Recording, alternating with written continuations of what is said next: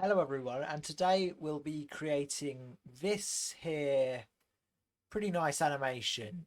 I actually came up with this video, you know, after quite a while of doing another video, and I just was messing around in Blender one day, and I thought of this. So yeah, this is what we're doing today. Also, I'm sorry I haven't posted a video in, what is it, like 2 months, maybe more.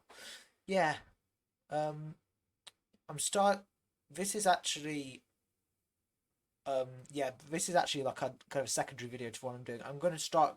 I want to go for quality over quantity from now on. I want to have better quality videos rather than lots of them. But yeah, this is today's tutorial. Hope you enjoy.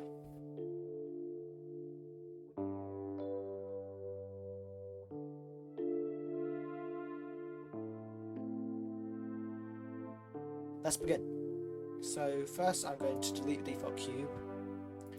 Then I'm going to press Shift A and add a plane.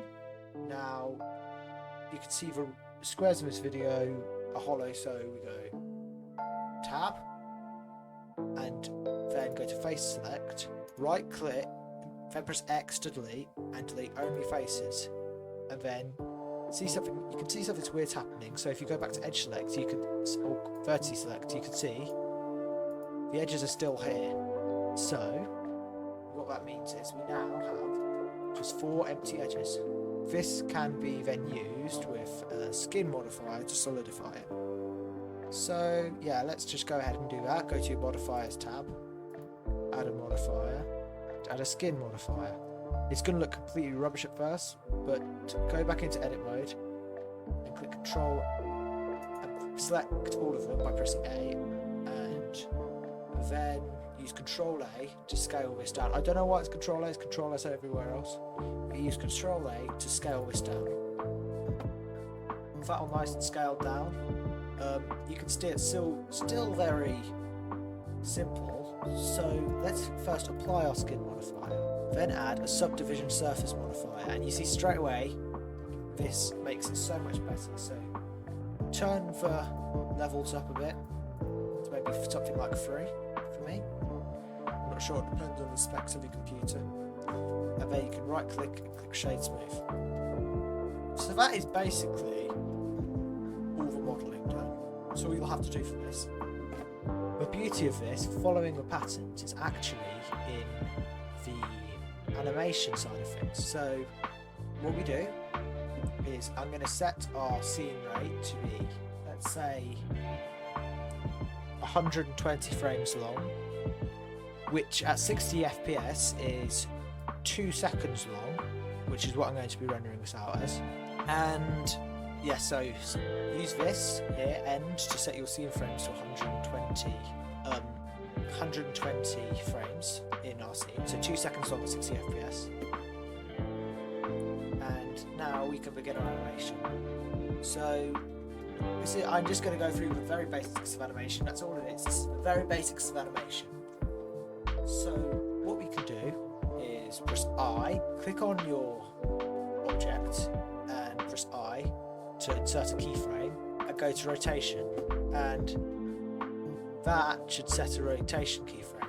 And now go to 60th frame, rotate it along the z-axis by 45 degrees by pressing RT45, and add another rotation keyframe. And here you can see if that it's working just fine. If you can't see for some reason your keyframes, just hold your middle mouse button and move your mouse downwards. I don't know why Blender does that, sometimes it just does. So now we can see this is absolutely perfect animation. It just smoothly moves between the two. And now we can click on this keyframe, press Shift D to duplicate it, and move it along right to the 121st frame, because we want this to loop seamlessly.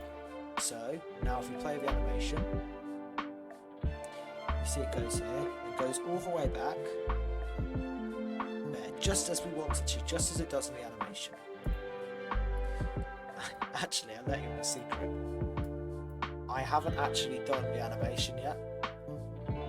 myself, I'm making a tutorial as I'm doing it for the first time.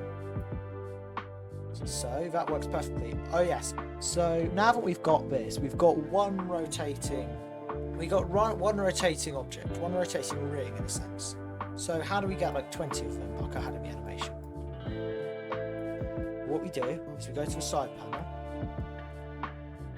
and press Shift E to duplicate this, then hold down Control, and this will start snapping it. And you can snap it one grid space above. Now what we do with this one is we go down here to the keyframes, select all the keyframes, and move it along 1 or 2 frames. So you can see, you can't really see it working here, so I think I'm going to move it along a couple more frames, so maybe 2 frames. Yeah, I like 2 frames, so then what we can do is go back to the first frame again, and you can go back to the first frame again and just repeat, just Shift D, duplicate it, move all the keyframes of the new duplicated one 2 frames. So, and after you've done say 5, you can see it in action, the animation working quite smoothly.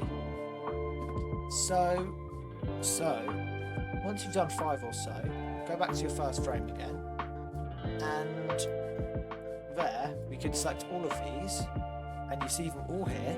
I figured out if you move these 120 for ones at the end 1 frame across in the other direction, then it does loop seamlessly. I made a mistake there. So now we can see our animation moving quite smoothly. So go back to the first frame, select all of these, Shift D to move all of these up, and then press Control to snap into grid. And as there's 5 of these, and we're moving it 2 frames every time, you move all the keyframes 10 frames.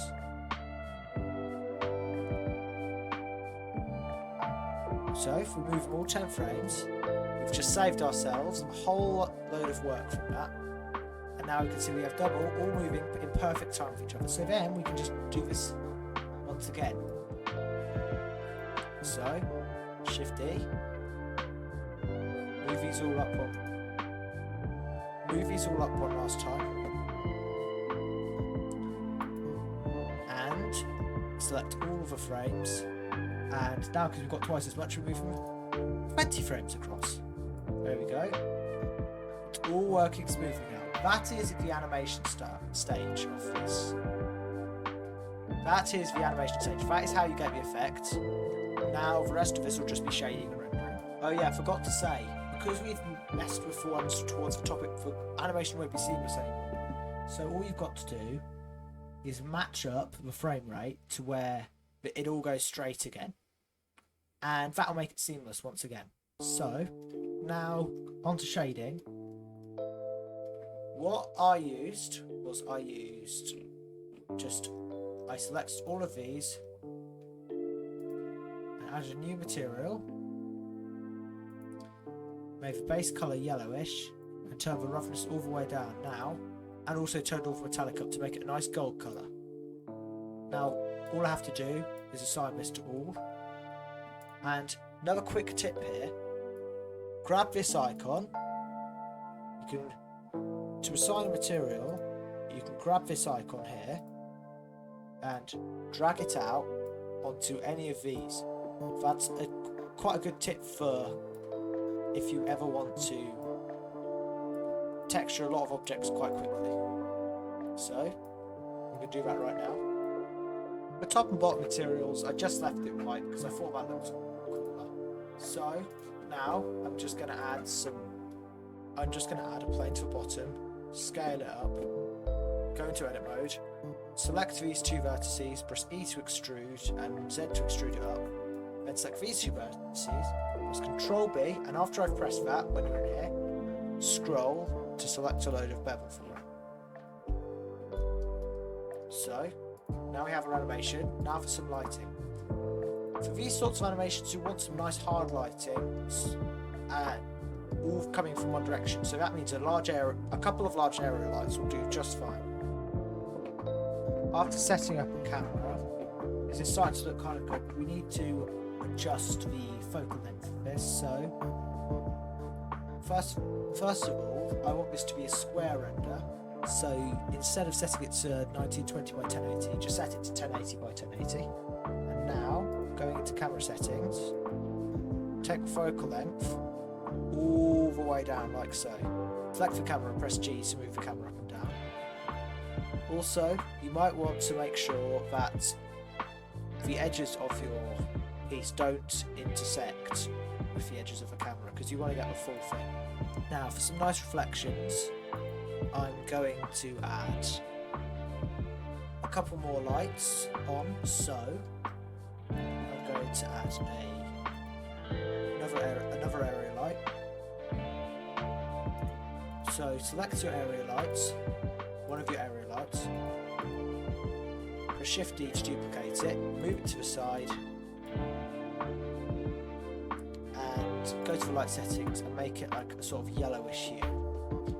Press Shift D on the other side, move it along, and make it sort of a bluish, purplish hue.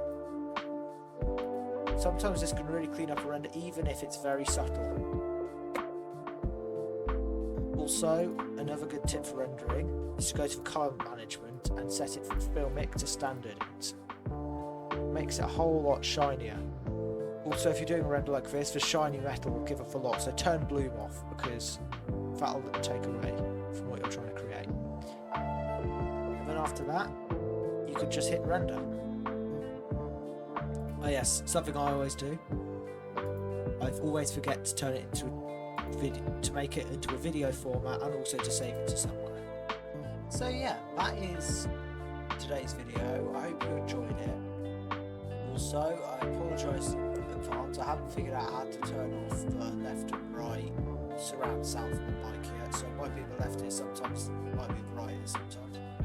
Yeah, but if you enjoy videos like this, consider subscribing. We're only a small channel at this point in time, and I appreciate it. So yeah, I'm gonna get a bigger video out soon, so I'll see you then.